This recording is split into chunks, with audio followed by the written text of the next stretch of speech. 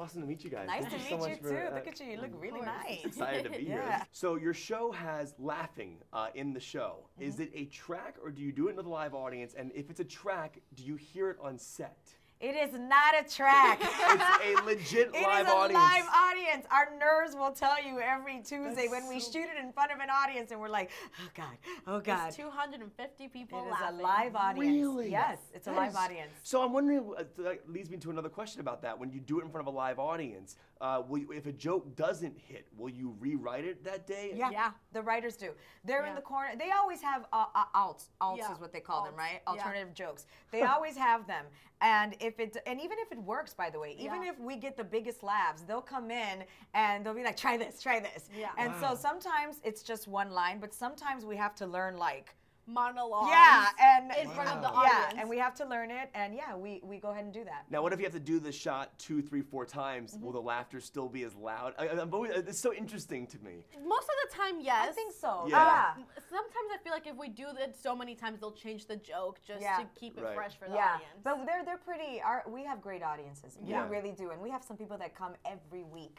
They don't miss the same people. We have about 10 people that come every single week. There's that family that's been there since season 1. I mean, it's amazing. You gotta incorporate them into the show somehow. Yeah, I know. So it's and we don't.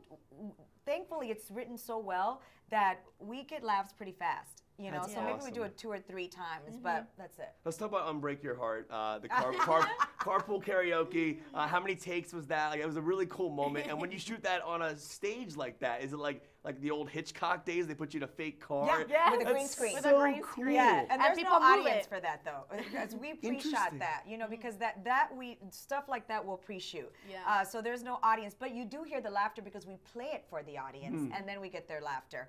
But we didn't do it that many times, right? We did it a couple times. Yeah. Talk about the importance of this show, because it really touches on a lot of important topics, and I think a lot of families are sitting down and watching it. What do you hope that families take away when they're watching? Because I know my producer, specifically Matt, and his kids and his wife are watching the show. They're absolutely loving it. But talk about what you hope people take away from it and the messages you hope to deliver. I hope they take away.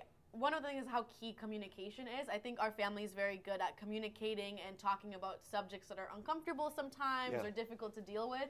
And we're very good about talking about them and bringing comedy into it. And I hope that families start conversations after watching our show. Yeah, have you heard from families that are having conversations about topics in the show? Oh yeah, we hear that all the time. And I also hope that people watch this show and they see that it's not all about being famous on YouTube and being famous on Instagram. Really, like there are other goals in life, and like this is a family that loves each other, that is working hard, and that are going to be amazing, productive human beings. They already are. Yeah. And so the goal should be to be an amazing person and not to be a YouTube star. I mean, really, that's how I feel. But that's my generation.